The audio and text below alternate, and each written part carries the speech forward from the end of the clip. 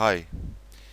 If you are an AutoCAD user, you know that if you want to create a copy from this rectangle and respect this distance and this orientation, you can use the copy, select the rectangle and choose the base point here, then click here and then repeat.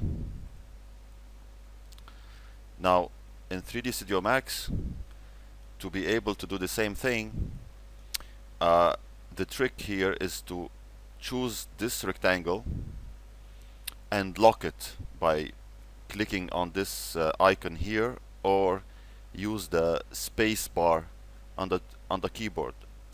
So now it is locked. If I click outside, it will not be deselected, and I cannot select any other object.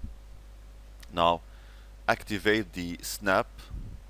Right click and make sure one of the snap modes are on. I will choose the vertex. Now press the shift key on the keyboard, click here, and now click and release. Now you can choose how many copies you like, and this way you can achieve the same result.